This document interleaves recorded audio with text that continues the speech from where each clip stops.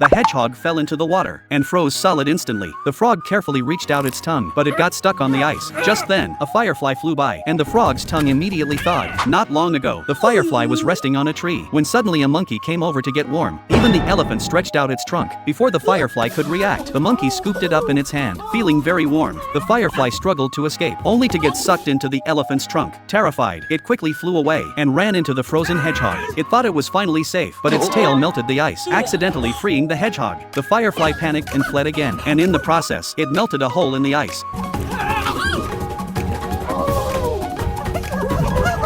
The firefly was busy escaping when it noticed a beehive nearby. It flew inside. The firefly was stunned by the golden, dazzling hive. Then, a bee heard the noise and quickly came out to check, only to collide with the firefly.